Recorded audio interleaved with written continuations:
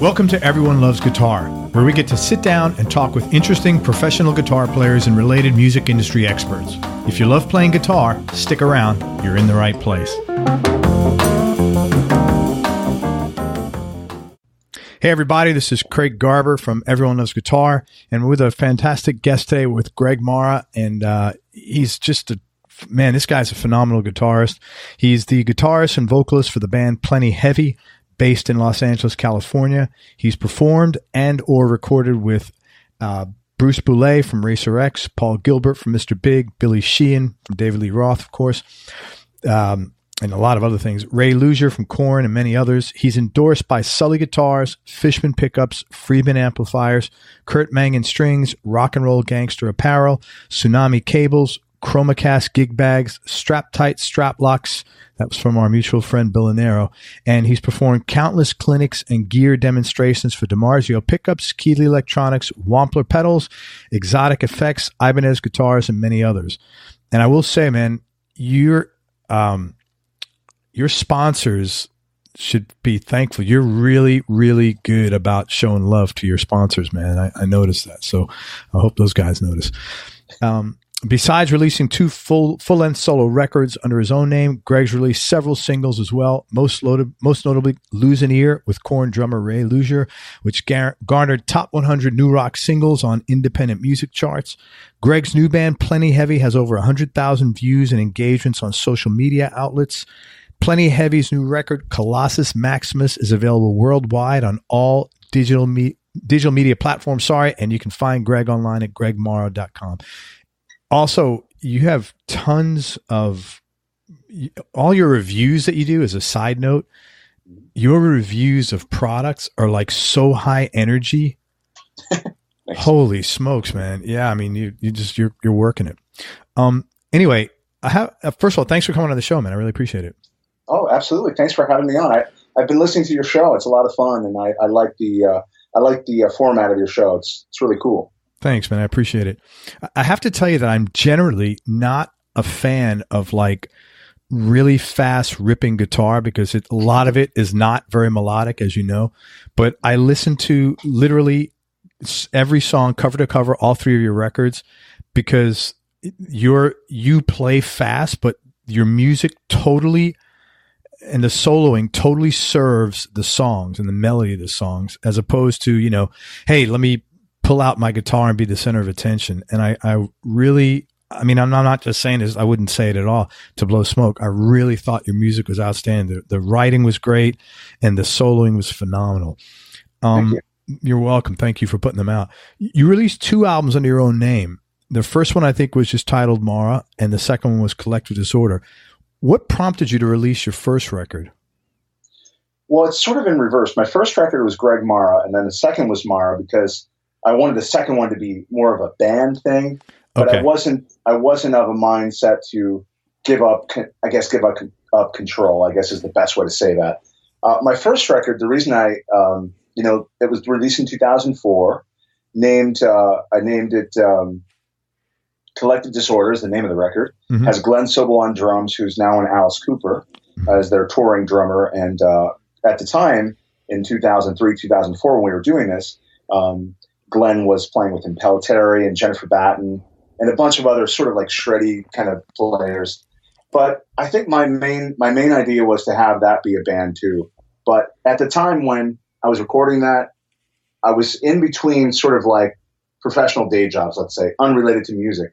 And my wife was pregnant with my son, obviously. And I just felt like it was now or never kind of thing. I was in my early 30s and kind of, looking at the clock, seeing how fast things fly by. I knew that if I had released that record before my son was born, it would be another 2 or 3 years. And, like I said, I'd already felt like I wasted enough time in my 20s. And so I just went for it. And I would love to have had my first record be a vocal record, but I didn't feel like I had enough lyrics or, my vocals weren't where I wanted them to be.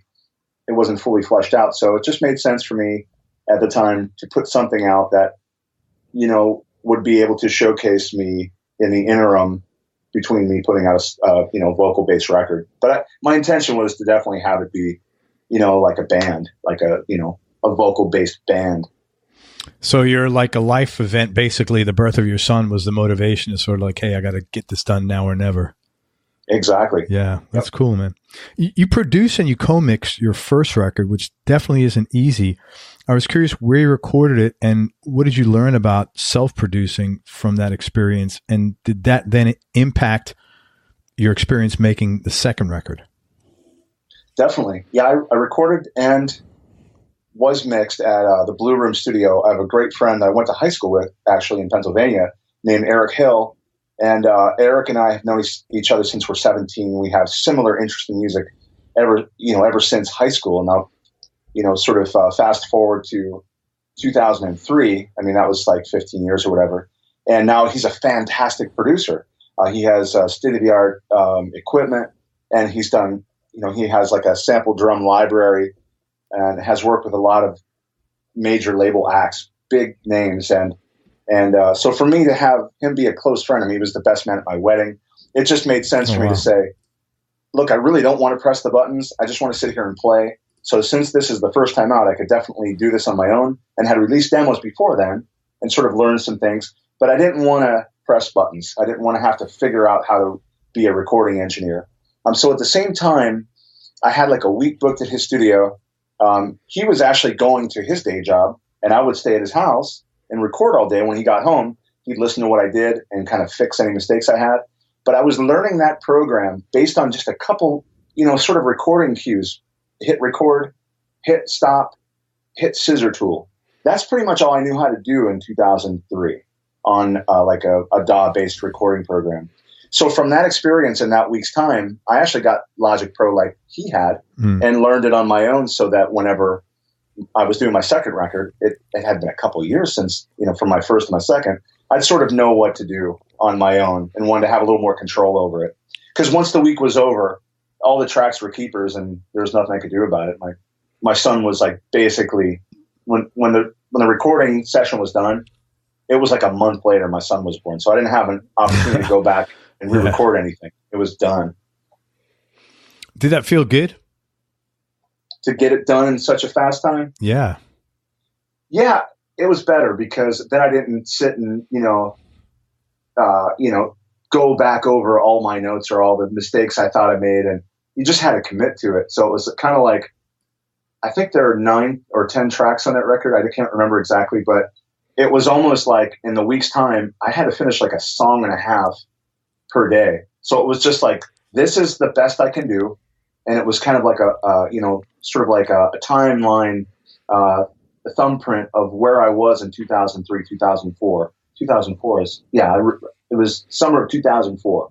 So that, to me, when I listen back on it, I'm not ashamed of it or anything, but if I hear mistakes, I just think to myself, that's where I was in 2004. So, if I make it to my, elderly ages, I'll listen back on that and go, here's a timeline of, hopefully how I progressed as a musician. So I kind of try to look at it positively.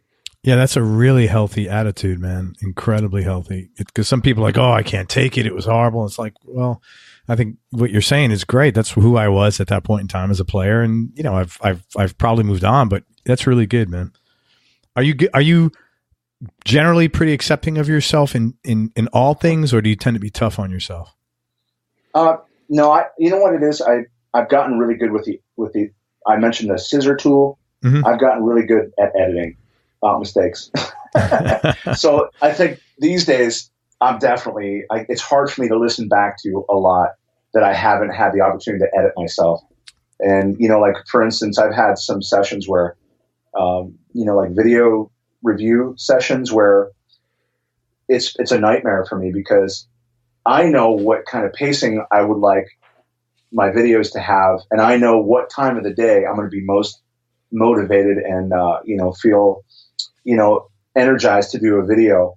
And so sometimes when I'm in someone else's studio and they hit record and I'm not quite ready to do the take or whatever, it just doesn't work. And I know that, and it's like, that's why I try to, if someone wants me to do something, I would prefer they send it to me to my studio, because over the span of 2 or 3 days, I might work on something 4 hours, but at the end of it, I know that I can edit it in a couple hours and it'll be really cool. There's not a bunch of material in there that's completely uninspired. It's whenever I feel like doing it. So something might take me 3 days, but when it's finished, I'm pretty stoked about it because I know that every every moment I came up to the studio, it was an inspired moment. So, gotcha. That's good. I was curious what guitars and amps you primarily used on the records. I was trying to. It sounded like old Scorpions, man. Like not old Scorpions, like 80s. Mid to late 80s Scorpions. The guitars were great. I mean, really clean, man. And I was curious, what guitars and amps did you use on the record primarily? First record was a Mesa Boogie Rocket, a 12-inch, little 12-inch combo amp. And then what we did is we disconnected the 12-inch and did a speaker out to a 412 Marshall cab and mic'd that very simply with an SM57. So what that Scorpions tone, or like the 80s rock tone, that Mesa Boogie, that's all it kind of does. It doesn't do anything else. So that was that was the first record. And the second record was Reamp, and I used Benjamin Fargen. I never know how to say his last name, Fargen or Fargen. He did all the custom mods for Joe Satriani and Steve Vai for Joe's personal amps and Steve Vai's Legacy 2 amp. He did the design. He did the layout for the schematic on that. And so I met Ben, and then he gave me a couple amps to demo, and so we used that as a reamp for the second record. The new record is all Friedman. Ever since 2015, I got a BE100 and a Pink Taco Friedman, and that's on everything.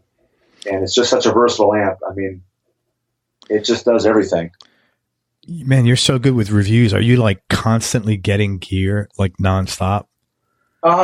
It's been pretty cool for the last couple of years. Yeah, it's like right now I have 4 pedals for a company in China, and I have 3 guitars from Sawtooth that I have to review. So I have 7 right now, but I know I'm getting a JPB guitar in a couple days, a Blueburst, and I'll do that. So I've got like 8 right now. And like I said, if each one of them takes me, you know what I mean? I'm doing other things too, but as I feel inspired, like 3 days. I mean, that's kind of my July, early August. Wow. Yeah, you just seem like you, every time I see you on social media, like, hey, I'm unboxing this. I'm like, wait a minute. And like, I'm not on, so I'm like, this is like the same thing happened yesterday. Is it like, I'm looking, is it the post resurfacing? I'm like, no, it's a new one, which is a good problem to have, I guess. Yeah. And pretty cool. What guitars did you play on those records? First record was my very first good Ibanez. It was an RG750, and I still have it. It still sounds great, still plays great.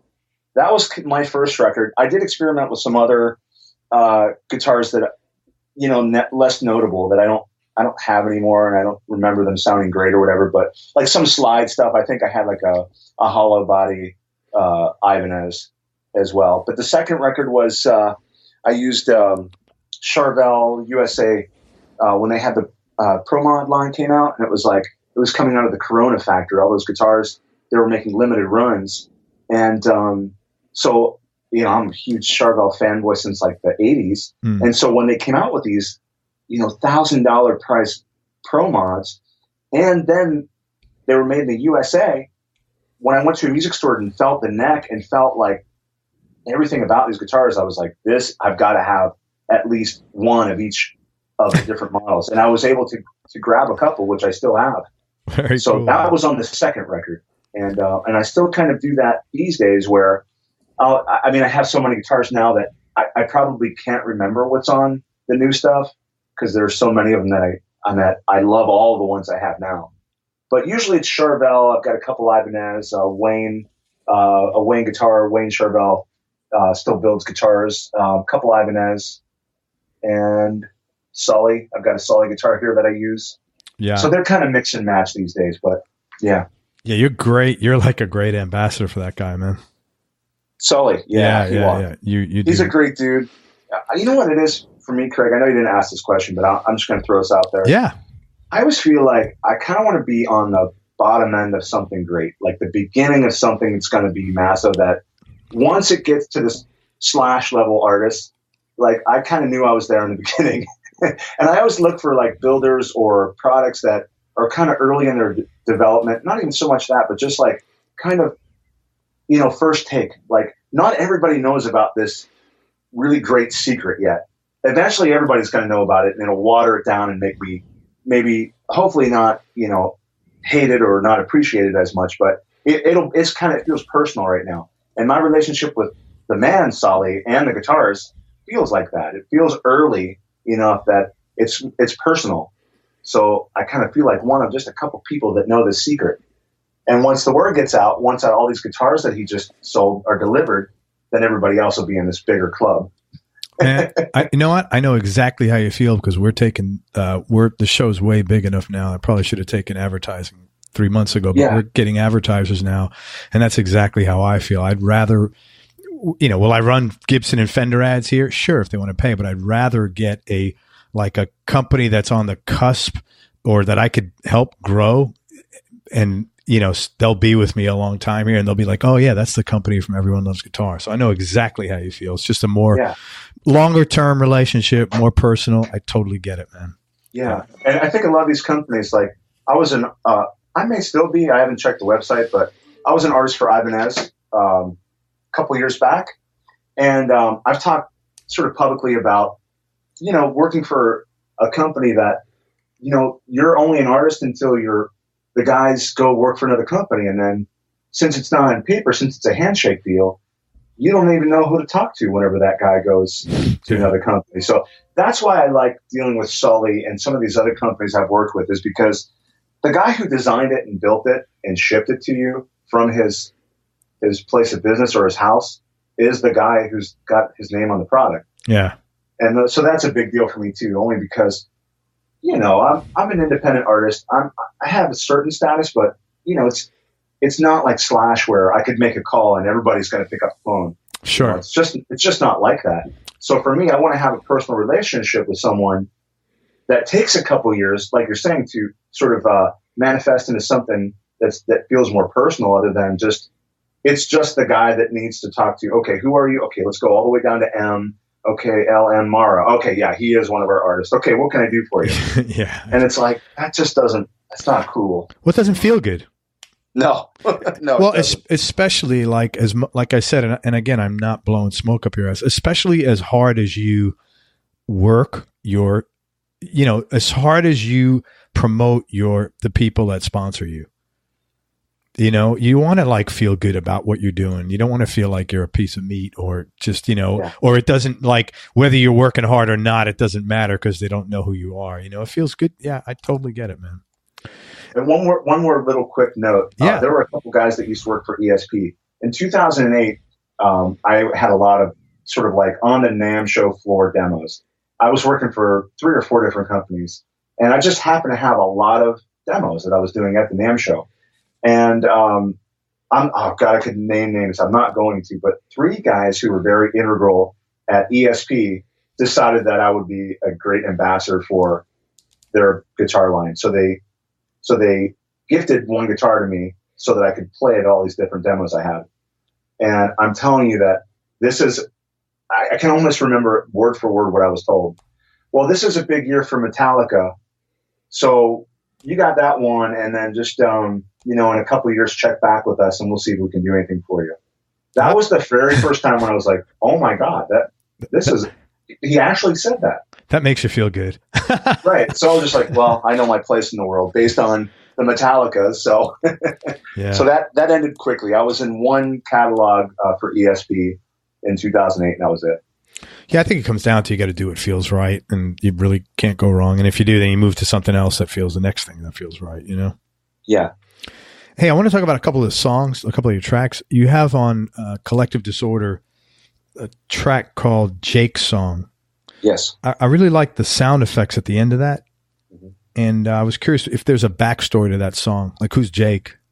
Yeah, it's my son. I had a funny feeling. Okay. And so that was the last song I did. And it was, I think I didn't have all of the, I don't know. I don't remember how many songs are on that, but 9. I didn't have enough information for it to feel like it had enough on the record. So I was at my home studio in Southern California, and I just had an acoustic guitar and a microphone. And so I put together this little piece of music and recorded it, and I thought it sounded good enough, but I wanted it to be a little bit more personal. And like I said, that timestamp. And so what you're hearing at the end is the actual like first breaths that my son took. Wow. And the actual time when he was, the moment he was born, and I extracted the audio and then I put it on the record. Wow. That's pretty intense, man. Yeah. Yeah. It was cool. Very cool, man. I've never heard that. Anything like that. That's very cool. Yeah.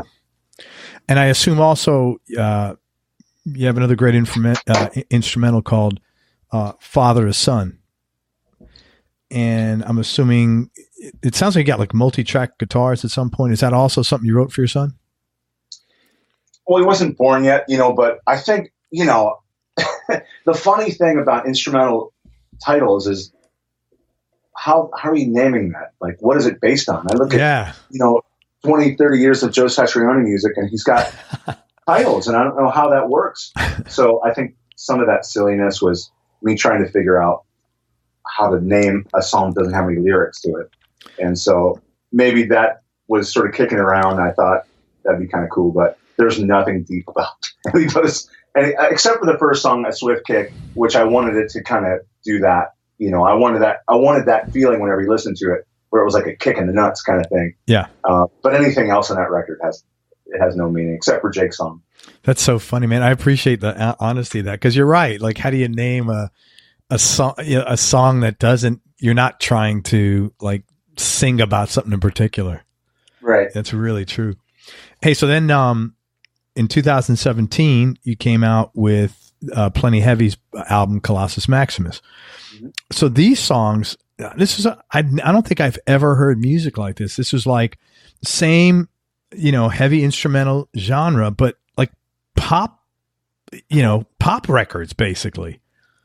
Cool. And I'm glad you're saying that. Yeah. I mean, I was like, I've literally never heard, it was like, wait a minute, this is like pop music, like this is like something you hear on the radio. What were you looking to do differently with Plenty Heavy that you did with your solo stuff? Have people come to my show. It's the honest to God's truth. But there you go.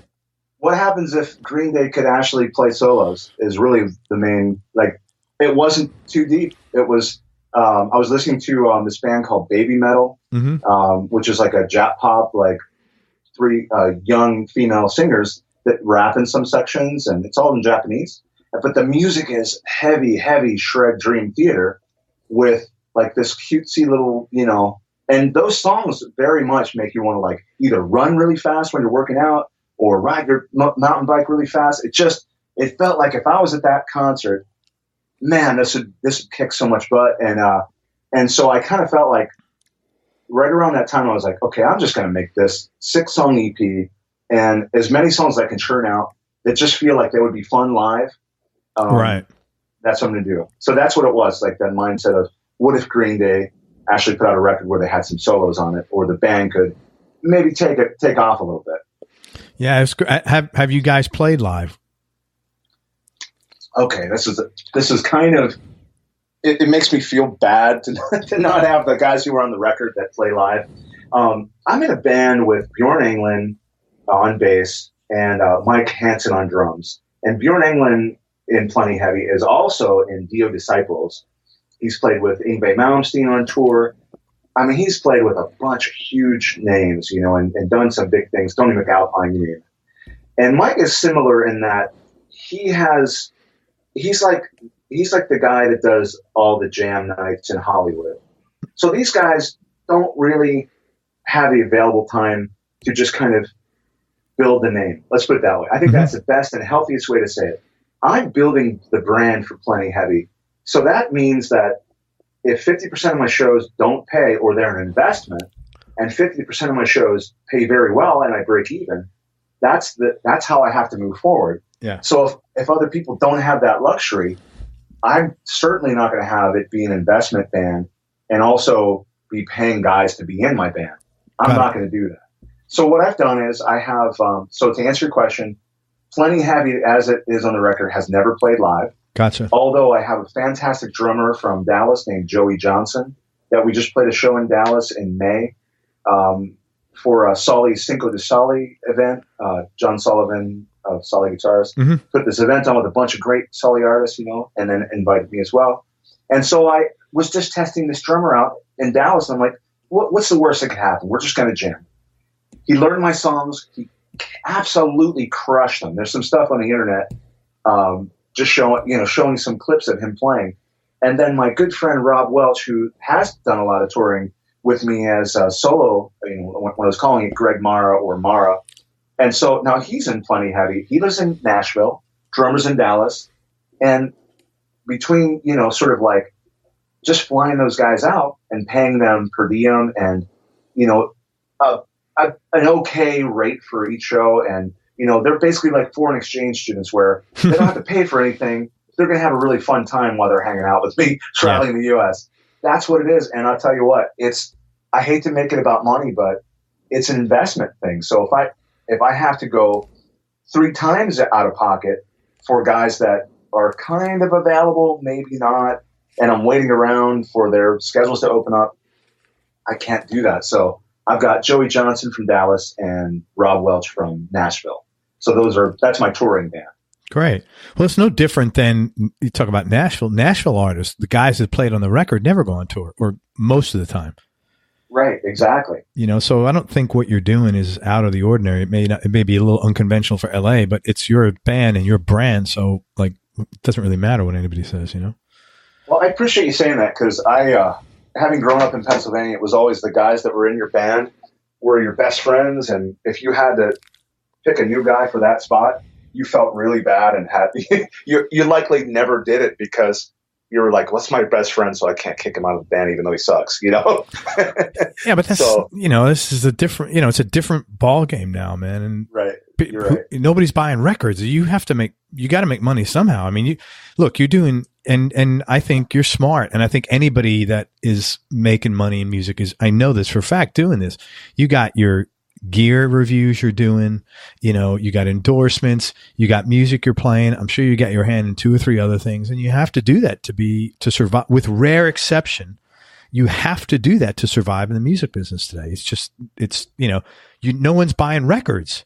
Right.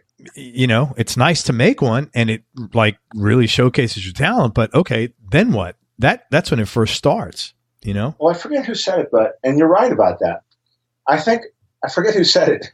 It said, we're just t-shirt salesmen. Right. And, right. Look, and the honest to God's truth is if I buy a shirt that's a really nice quality shirt, comfortable fit, soft, it's not one of those Hanes beefy tees that, are immediately too tight, you wash it once and it's basically a washcloth or whatever. So if you do that, when I sell my shirt, I'll basically make double the amount on a t-shirt. And that's what's going to sustain me. And that's what'll make money when I go on the road here in September, right, and the rest of the year. So it is what it is. It's just a means. Putting that music out puts me on stage, and it gives me an opportunity to play something. And hopefully, it will lead to something else. Exactly, which often it does. Hey, I wanted to ask you a question about one of the songs on Colossus Maximus. It's the song "Heavy." I really liked it. It was like a greasy, hard rock, bluesy song, and I was curious. You had a lot of harmonics and really good solo on there. What guitar are you playing on there? That was an 8-string, and that was the Iron Label Ibanez.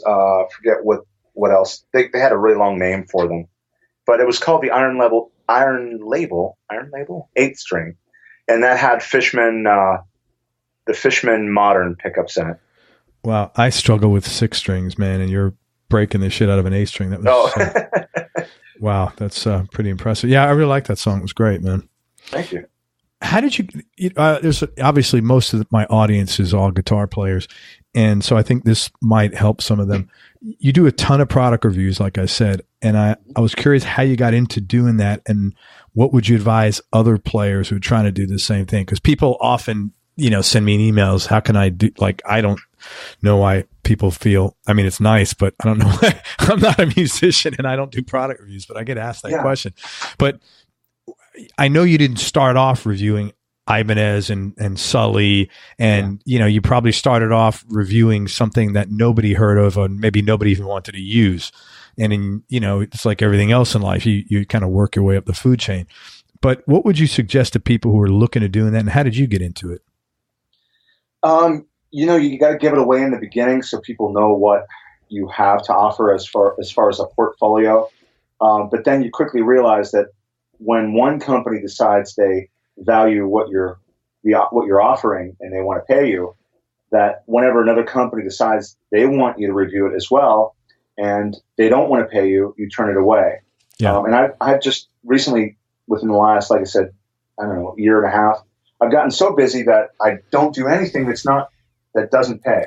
Absolutely. So, and candidly, I don't mind telling you that if I looked at what my hourly rate was as opposed to just what the entire video delivered would be, I'd be completely depressed because I just take my time.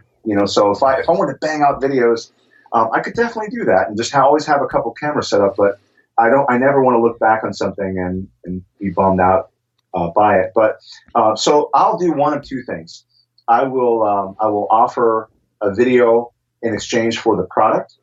I never offer a video in exchange for a discounted product. I don't do that. Yep. I feel like I know what I want to make hourly, and I try to kind of stick with a certain rate because I know the guys that are making good money, like Pete Thorne, and there's a couple other guys out there. They are able to do okay. Let's just put it that way in Southern California and other places. So I kind of feel like if I start like discounting the market, that'll make the other guys that are doing quite well, that'll just basically throw a monkey wrench into it. And I don't want to do that. So I'd rather turn away work than to discount my rate. And I just don't do that because I feel like if you go to a doctor, I'm not at all comparing myself to that, but if you go to a doctor, you get a copay and insurance either bills you for whatever the x-rays or whatever it is, they don't pay for it. So I feel like mine is the same way. So absolutely, you can either come and have me, and I'll make an amazing video. You get unlimited edits,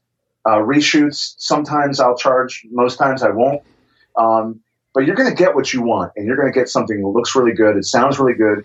And in a couple cases, I've sent gear back that I felt like I was going to negatively report on. Let's put it that way.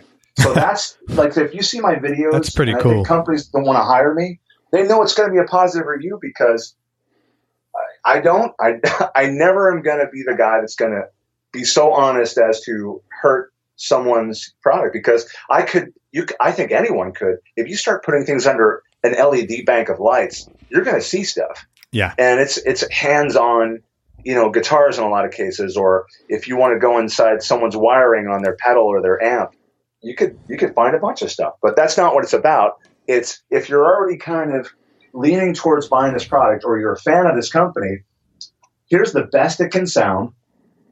And I think it's valued. And a lot of times companies they'll want me to be honest, but I think most everyone that I've worked with has scripted in some way, directly or indirectly, meaning they'll actually write a copy for me. And they want me to, they know my pacing in my videos, but they want me to kind of say this, kind of say that.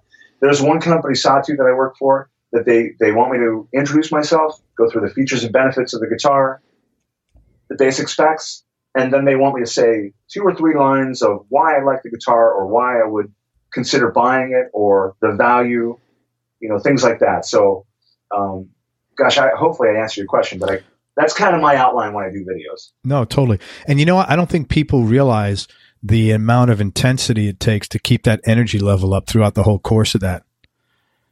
I guarantee people who don't make those videos don't realize how challenging that is, because you got to stop, you got to start, you got to, and every time you have to stop and start or do something, you lose steam. But yet you can't show that. Your energy level's got to be like, peaking throughout, and it's tough. And I don't think people realize that.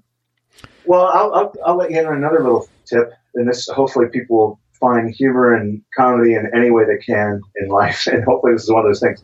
I'm an Italian guy, and I have big, fuzzy, froey hair. Okay, so I have a big head of hair, and in my 40s, I'm still happy to have hair. Yeah, it's pretty impressive. You do have a pretty impressive head of hair. But what I'll say is, I got to put all kinds of crap on my hair to get it to go straight like that, because otherwise, my hair is it's as wide as it is long. That is wild. That's a pain in the ass. I don't want to do that every day. So that's why I'll try to shoot I'll try to shoot as many things as I possibly can on a day that I didn't eat too many tacos and my hair is looking straight and, That's wild, man. That's inside secrets. Why not? Who cares? Hey, you've been involved in a lot of cool projects with a lot of cool people. And I was curious if you could answer this, what would be like the top 3 experiences you had musically, either because of the work you did or, the richness of the experience or the hang and the personalities involved? What would be your top 3? Okay. So a couple guys that, for me were like, I can't believe, even looking back on it, I got to do it. I definitely know the top 3. So I got to play in Bruce Bouillet's band for a couple of years. And when I was living in Pennsylvania, I basically owned the Racer X tape and listened to it over and over and over. And, I was the hugest fanboy you can ever imagine.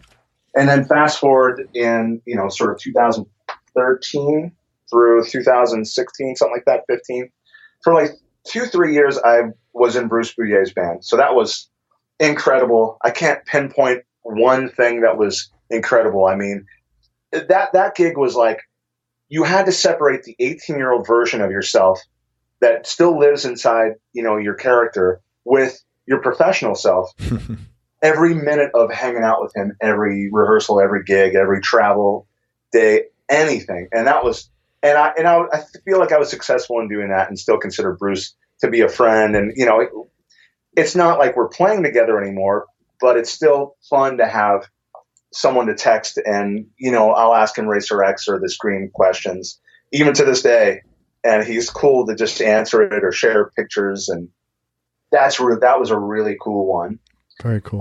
Another one was Ray Luzier. And Ray was on my second record and we did a single together. And I mean, there's a funny story there. I'm happy to share that as well. We did the record in my garage here in Southern California before. This is my second record and then the single. And he showed up with his full on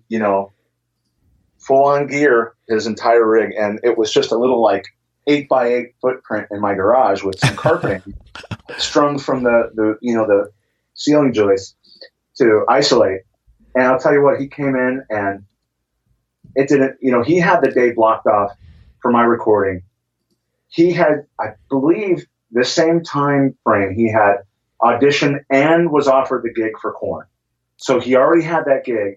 And I got to tell you, he broke down really, really super hard to be able to help my career by being on my record and by doing that single with me. Because now he's playing for 50,000 seaters. Mm-hmm. And I don't see a lot of records that he's done since he's been in Korn. So I'm telling you, I think that he had the Korn gig when he did my record, and I can never thank him enough because he killed it, and it was awesome. It was an awesome day hang with him. That's really cool. He just they just toured with Jonathan Davis, Chris Nix. Do you know Chris? I know that name. Chris would play guitar on that, and he's a really good guy. And he thought Ray was such a cool guy. He just could not. He's the same guy that you would imagine he was when he was a teenager. He just is the same cool, down to earth. I saw him at the Lucky Strike Jam when David Lee Roth and the original Eat 'Em and Smile band was going to play, and he was there and just came up to me and was super cool and talked with me and my friends. And like you would never expect a guy to be that cool that also just played, a 50,000 seater maybe the week before. I mean, it just doesn't make sense that guy would be so cool and not looking over my shoulder to see who else was in the room. He's just a real genuine good dude.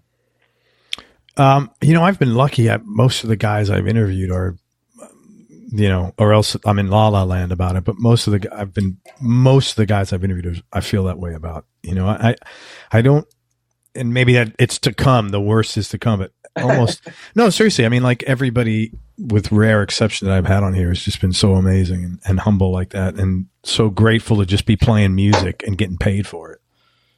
I think I have a similar experience in that too, and it's just. You're right. It is. It's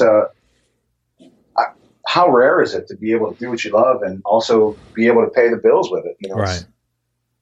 I know my wife doesn't experience that. She went to college for what she does and does quite well, but she hates her job, you know, and so anyway, that's good to hear that you're having a similar experience. Totally. Okay. So can I give you number 3? Yeah. Number 3 for sure. Just going to ask you. Okay. Cause this was like, so check this out. I got to play in Bruce's band and I also got to play with Paul Gilbert. So that was like mind blowing here's the thing. When I didn't suck anymore on guitar, it was because I was sitting with Paul Gilbert's Intense Rock and Intense Rock 2 for like hours at a time when I was like 18 years old. Like I would sit all day long until I was ready to go to work. And then when I got off work, I would continue to do that. And it was like, I felt like there were solid days when I would sit and just over and over and over study those videos. So for me to be able to play with Bruce for starters was really cool. It was also equally as cool to play with Paul because I wasn't playing guitar with him. I was playing bass, and I was playing like, you know, we had this set of, like cover songs, some Led Zeppelin. So I had to play some Paul Jones on the bass, and it just was incredible. And another guy where, you know, this experience of they're at the top of their game. They've done massive things in their career, but they're just like any normal dude that, you know, maybe is making your coffee today. And, you know, it's just like a normal guy, just a guy. Totally. So man. Paul was like that too. Just, I could never have anything besides a positive thing to say about him, because there were some issues that happened that day with gear and sound and things not being at the gig that should have been there, but he was totally professional. And even when things were, I could see, you know, maybe a little bit more overwhelming than he normally would tolerate, let's put it that way, he handled like a true professional, you know, and never made anyone feel uncomfortable. That's great, man. Really cool. You mentioned something I wanted to ask you about it because I've talked to a lot of musicians and they said this. You said you recalled like hours and hours of practicing in your room alone and learning. A lot of players, they felt that the upside to that is you become a master of your craft and you learn something and you feel great about doing something on your own. The downside to that is a lot of them feel like now they got to get out in public and it's a little awkward for them because they spent so many years woodshedding like in the room alone. Mm-hmm. Did you have any of that, or like, are you naturally outgoing, or? Growing up in my town was, I mean, I don't know where you live or where you're from or what part of the country you are. Maybe. I live in Tampa and I am from the Bronx. Okay. So East Coast mentality. I'm just going to, let me just I do want to stereotype it, but keep it positive. I definitely want to do that. Yep. So there were artistic type people, and then there were hunters and sort of like people that worked on a farm where I grew up in Pennsylvania. Where in Pennsylvania did you grow up? Pittsburgh. Okay. So just north of Pittsburgh in a town called Butler. Mm-hmm. And so that sort of like polarizing, you know, those two different sides to what, you know, people's character is, it was challenging. So it was challenging because I was definitely the guy that, you know, I played the talent show and I had the big hair and always wore rock t-shirts, and half the other guys, or rather the large percentage in my high school was, you know, the orange hunter's cap on, and we're taking a week off to go, you know, first buck season, whitetail. And so, you know, for me, it's like I never judged that, but I felt judged. And so, you know, definitely for me, it was until I left that little town in Western Pennsylvania. Gotcha. I felt like, just as you're describing it, very much like, I'm better here. Yeah, let's go hang out, but I don't really relate to that mentality. I can respect it, but it's not me. So then I moved to Philadelphia and lived there for 5 years. And that was better because it was like an hour and a half away from New York City.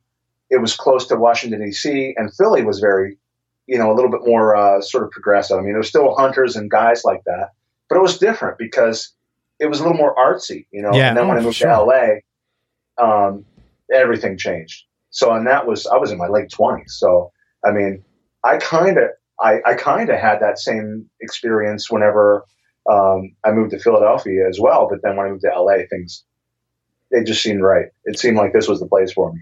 What prompted you to do that? That's a pretty big move.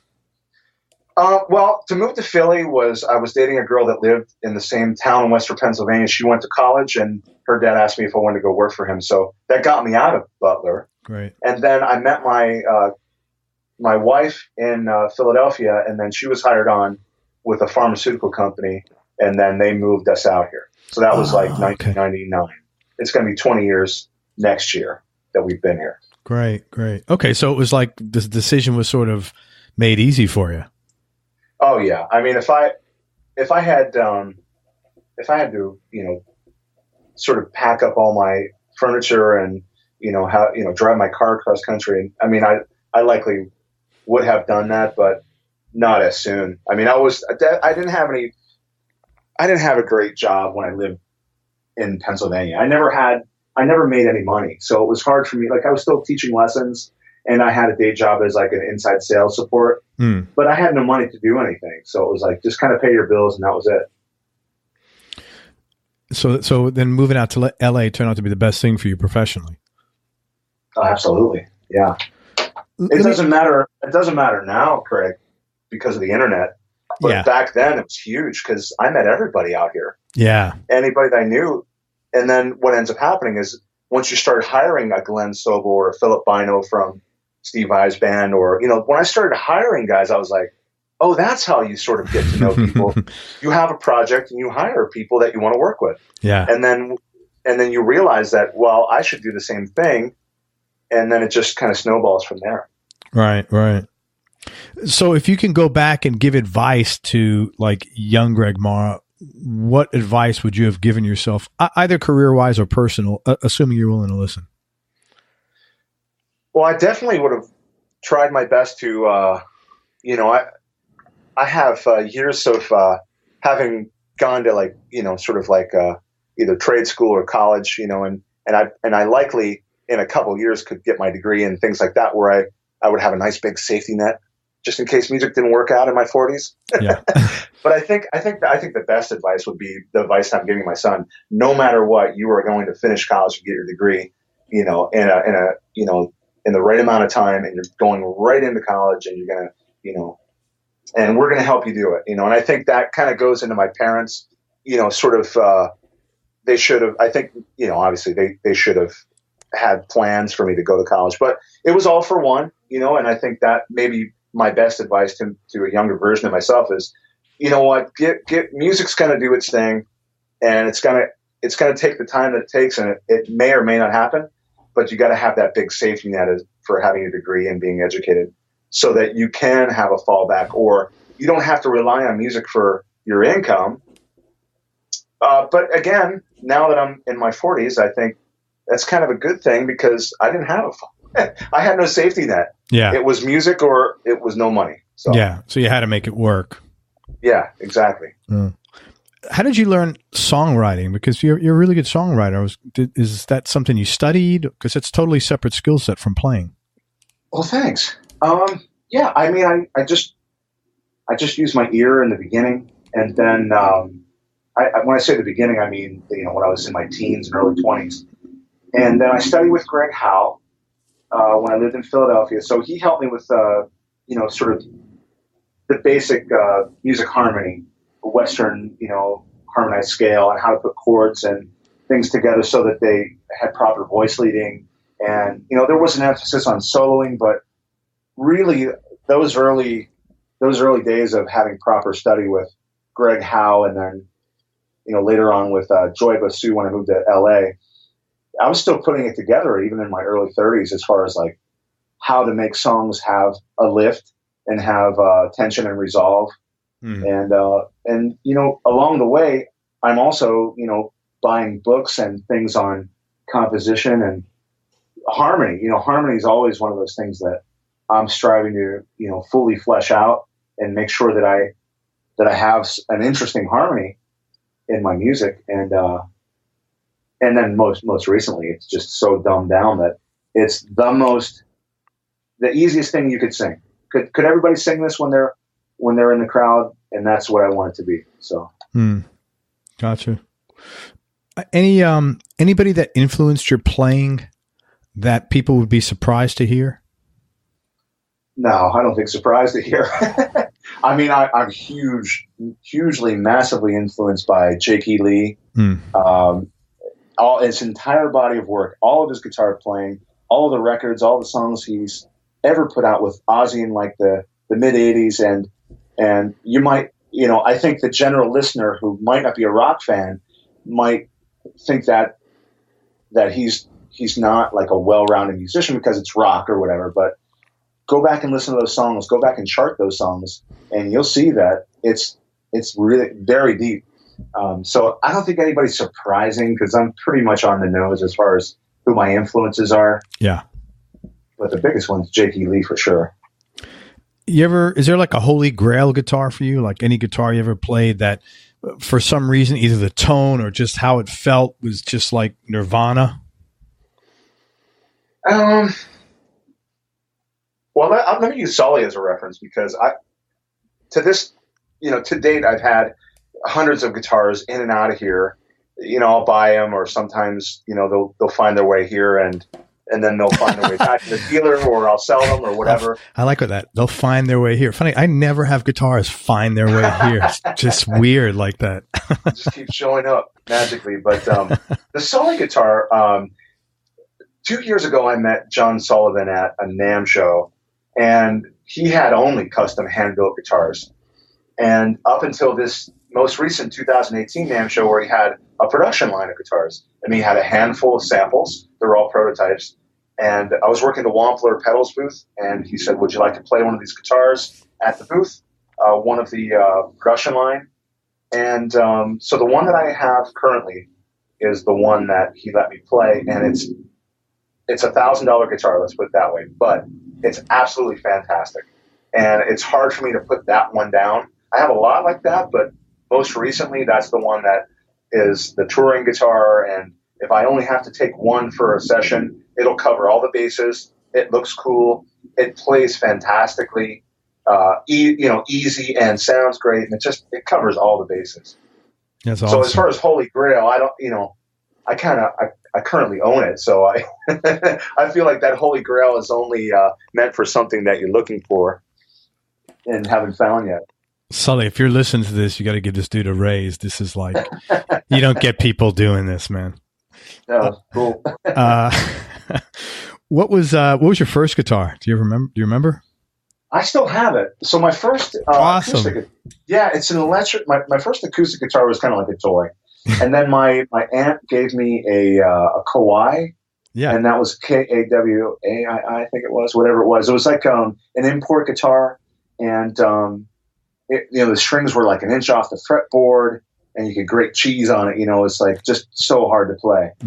But I still have it in the garage. I thought maybe I would have it restored or whatever, but the neck's just terrible on it. But that was my first, electric, and then the second electric was also loaned to me by my aunt, and it was a Harmony from like the JCPenney catalog. Sure. So you get like the amp combo and the little tri-burst guitar, and that was awesome because I could actually do some stuff on that. Sure. So your folks still live in Butler? They do. Wow, that's wild. Yeah. Desert Island Discs, man. Go ahead. No, I was going to say, in fact, I have a ton of family and friends that still live in that area, and every year I go back and play, and it's just gotten bigger and bigger every year I go back. So it's a really cool area, and that area is growing quite a bit because of the tech industry in Pittsburgh. Yeah. So it's kind of making a turn economically as well. Oh, that's cool, man. Yeah, I've read about all the Pittsburgh's like a tech hub now. What's the Carnegie Mellon? Is that the school there? Yes. Yeah. Desert Island Discs. If I asked you to pick your top three, but let me make it easy. No particular order, okay. And knowing this could change tomorrow. So just like your knee-jerk reaction for now. I would say Badlands, the very first Badlands record. Which had, it had Ray Gillen, J.K. Lee, Gregg Chason, and Eric Singer. Mm-hmm. The second Badlands record, which is called Byway, which had the same band members except it had Jeff Martin on drums. And the third unreleased, but available, it was unreleased whenever the band was together, but then another distributor bought it and released it to iTunes. Badlands record called Dusk. I've listened to those records thousands of times, and I'll take, like you say, Desert Island, hopefully I'll take a couple of weeks off in between listening to them. Wow. But every time I go back and listen to them, it just has all the nuts and bolts, and I feel like driving my car as fast as it'll go every time I pop them in. So I've got to say those three. Very cool, man. Very, very cool. And Badlands, I got it. If you ever come back, I got your sponsor right here. Your number one promoter. Cool. What's the most important thing you've learned about yourself over this entire journey? I don't know. I think just, you got to kind of have that faith. I'm not like a religious kind of guy at all, but you got to have faith in what you're doing, and don't let that voice take over in your head that says, "Oh, this isn't as good as you think, as it could be," or "You're not good enough. You'll never be able to make this work." And it's like, I feel like if you completely take any expectations out of what you're doing and just try to enjoy and live in the moment, that it all makes sense then. Yeah, man. Isn't that tougher to do when you're younger, though? Absolutely. Yeah. It's like you get all the secrets after the fact, but that's called tuition. That's what exactly. We all get it. Tell me something about yourself that people would either be surprised to hear or might find a little odd. Well, I don't know how odd it is, but surprising, I love tennis. Oh, that's cool. And besides, if you're a football fan or a hockey fan or any kind of sports fan, the only sport that I will sit and watch from beginning to end, every championship, is tennis. Wow, that's very cool. Yeah. Very cool. Funny, I just got off the phone with another player. He's like diehard NBA dude. Yeah. That's cool. Happiest moment or time in your life? God, I want to say my wedding day and the day my son was born. Likely equaling that is the day the gigs I had with Bruce Bouillet and Paul Gilbert and all those other guys I mentioned. I mean, my life is just so fully engulfed in music, morning till night, that obviously, though, it's very much a 50-50 part of how I have to, manage my life, because I'm a dad and a husband, but at the same time, there's no denying. I mean, you just dig the hole now if I couldn't play guitar tomorrow. You know what I mean? It's like, so yeah, it's a tough one, but yeah. Totally get it. How long have you been married? We're going, or together? 2004. Together since 1997. Wow. Congratulations, man. That's 21 years. Good for you. Yeah. Yep. Dude, congratulations. That's very cool. Very cool, man. Most important thing your dad taught you? Okay. Well, maybe you'll edit this one out too. I think the thing that I most learned from my father is to always keep your eye open, keep that street smart sensibility about your environment. He may take it to the extreme as far as his environment and how people treat him and how he reciprocates that. But I always feel like the best thing I can pull away from the way he was and what he imparted, not directly but indirectly, was to always be aware of your environment, no matter what it is, and to treat people with respect, even if they don't treat you with respect first, That's pretty cool, man. Yeah, I wouldn't edit that out ever. That's good stuff, man. Yeah, that's good stuff. Treat people well and be aware of your environment. That's pretty smart advice. How about your mom? What's the most important thing she taught you? Well, she was the one that always had a ukulele growing up, so her musical sensibility is the best thing. That's awesome. Best money you ever spent on something? I bought a Canon 70D, and I bought an L lens, and that has paid for itself so many times over. I can't even. Such a fantastic camera, and an LED bank of lights that'll make any image look like it's on the surface of the sun. It's so great. That's awesome, man. Very cool. Yeah. I'm really glad you're doing so great with all your reviews, man. I know how hard you work. Thanks. Can you talk about a specific experience that either changed your life or altered the way you think about things?